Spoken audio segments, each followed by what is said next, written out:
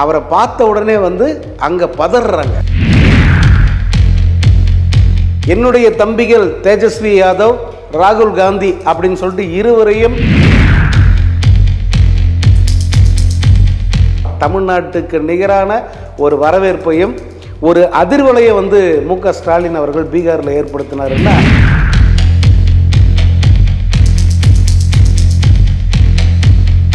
OH Tamil பார்வையாளர்களுக்கு வணக்கம்.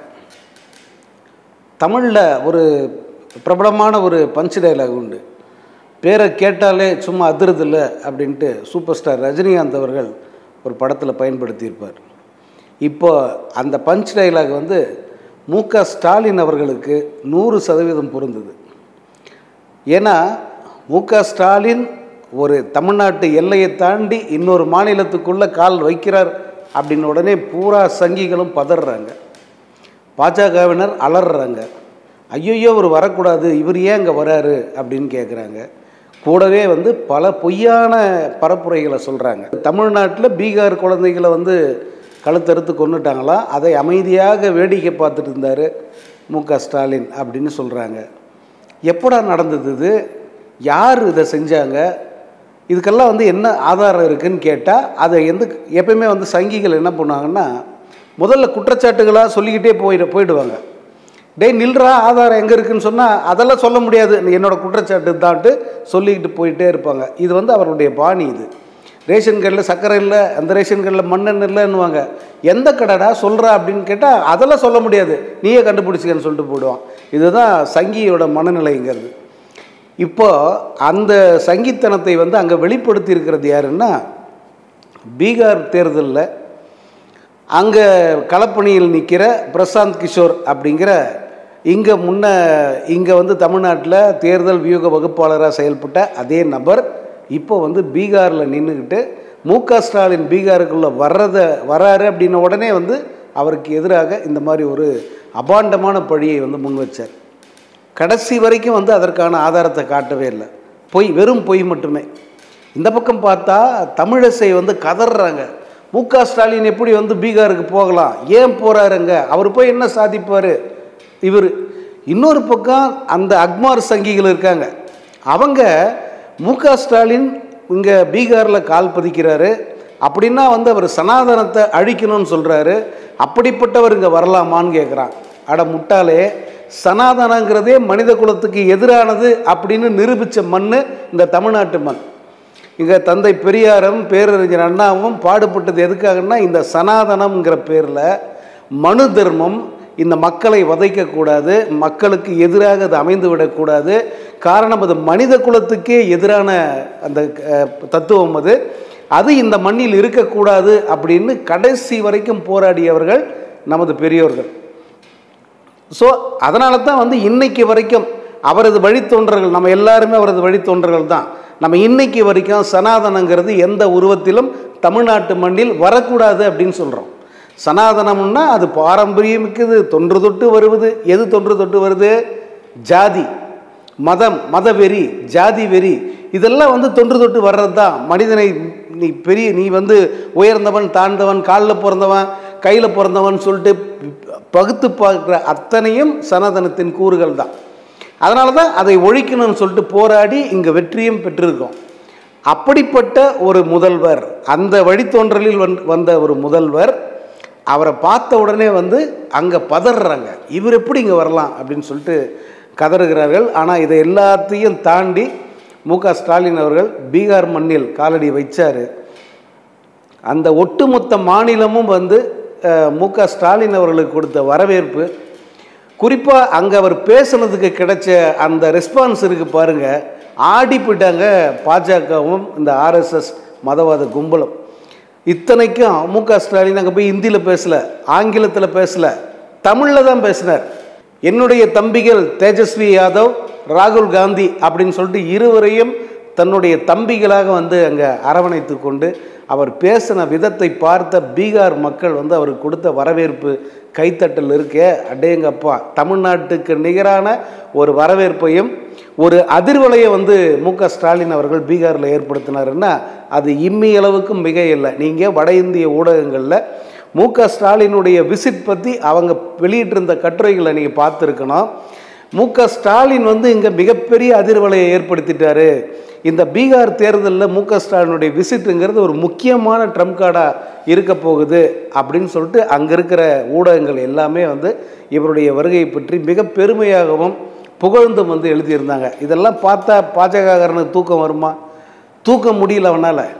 தொடர்ச்சியாக வந்து ஸ்டாலினுக்கு எதிராக பொய்யான அவதூறுகளை வந்து பரப்ப முயற்சி பண்ணுறாங்க.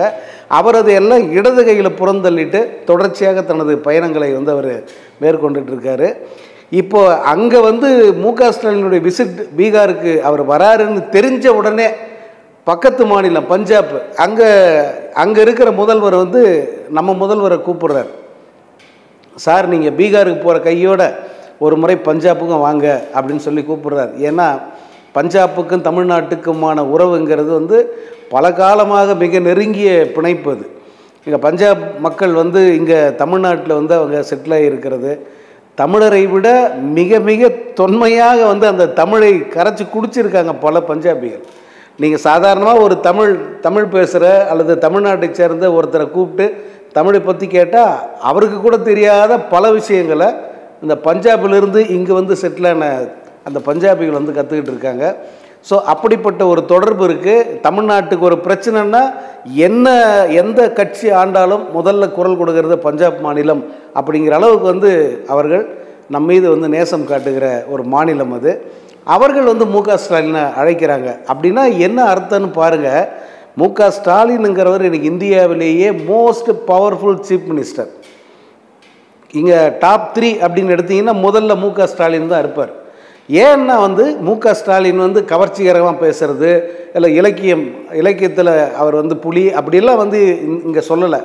அவர் நிர்வாகத்தில் அவர் தந்தையை மிஞ்சுகிற அளவுக்கு மிகச்சிறந்த ஒரு முதல்வராக திகழ்கிறார். இன்றைக்கி பல துறைகளிலும் தமிழ்நாட்டை வந்து பெருமை கொள்ள வைக்கிற அளவுக்கு சாதனைகளை செய்ய வச்சுருக்காரு. தொழில்துறையில் இன்றைக்கி நாட்டிலேயே முதலிடத்தில் இருக்குது நம்ம தமிழ்நாடு. சமூக பொருளாதாரம் சோசியோ எக்கனாமிக்ஸ் அந்த கூறுகளில் பார்த்திங்கன்னா இன்றைக்கி தமிழ்நாடு தான் நம்பர் 1. மற்ற மாநிலங்கள் அனைத்துக்கும் வழிகாட்டுகிற இடத்துல தமிழ்நாடு இருக்குது. இப்படி நிறைய விஷயங்கள் வந்து சொல்லிக்கிட்டே போகலாம். ஒவ்வொரு முறை வடநாட்டிலிருந்து பத்திரிகையாளராகட்டும் அல்லது அங்கே இருக்கிற முக்கியமான விஐபி ஆகட்டும் அவங்க யாராவது வந்து தொடர்ச்சியாக தமிழ்நாட்டில் 3 நாள் தங்கினா போதும் அவங்க அங்கே போய் தொடர்ச்சியாக 1 மாத காலத்துக்கு தமிழ்நாட்டு புராணத்தை தான் பாடுறாங்க அப்படின்னு சொல்லிட்டு ஒரு பத்திரிகையில் குறிப்பிட்டிருந்தாங்க. ஒரு 3 நாள் இங்கே இருந்துட்டால் போதும் அங்கே வந்து தொடர்ச்சியாக தமிழ்நாட்டை பற்றி பாராட்டி பேசிக்கிட்டே இருக்காங்க அப்படின்னாங்க. அதுக்கு பெஸ்ட் எக்ஸாம்பிள் என்னென்னா ராஜ்தீப் சர்தேசாய் அப்படின்னு ஒரு மூத்த பத்திரிகையாளர் ஊடகவியலாளர் உங்களுக்கு எல்லாருக்கும் தெரிஞ்சிருக்கும். நேஷனல் மீடியாவில் ஒரு முக்கியமான மனிதர். அந்த பத்திரிகையாளர் கடந்த தேர்தல் அப்போ இங்கே தான் தங்கியிருந்தார். அதாவது எலெக்ஷன் கவரேஜுக்காக தான் வந்திருந்தார். அந்த நாடாளுமன்ற தேர்தல் கவரேஜுக்காக வந்து ஒரு 4 நாட்கள் தங்கியிருந்தார். பல பகுதிகளுக்கு போய் பார்த்துட்டு வந்தார். பார்த்துட்டு போனவர் அங்கே போயிட்டு வந்து தொடர்ந்து அந்த சமூக வலைதளத்தில் வந்து தமிழ்நாட்டினுடைய வளர்ச்சி, தமிழ்நாட்டு பெண்களுடைய செல்ஃப் கான்ஃபிடென்ஸு, இங்கே தமிழ்நாட்டில் எப்படிப்பட்ட கட்டமைப்பு இருக்குது, எப்படியெல்லாம் வந்து பெண்கள் தானாக வந்து அவங்க யாரையும் சாராமல் ஒரு தற்சார்பு நிலையில் வந்து இருக்காங்க அப்படிங்கிறத வந்து அங்கே போயிட்டு விரிவாக வந்து விளக்குனார். அவர் சொன்னது என்ன தெரியுமா? நீங்கள் குஜராத் மாடல்லாம் சொல்கிறீங்க, அப்படியெல்லாம் ஒன்றுமே கிடையாது. உண்மையிலே வந்து தமிழ்நாட்டு மாடல் தான் பெஸ்ட்டு. நீங்கள் போய் தமிழ்நாட்டில் போய் கொஞ்ச நாள் இருந்து பார்த்துட்டு வாங்க அப்படின்னு சொல்லிட்டு எழுதியிருந்தார். இது எப்போது? 2024 தேர்தல் அப்போ. இன்றைக்கி அதை விட பல மடங்கு வந்து பல்வேறு துறைகளில் வளர்ச்சிங்கிறத சாத்தியப்படுத்தியிருக்கார் ஸ்டாலின்.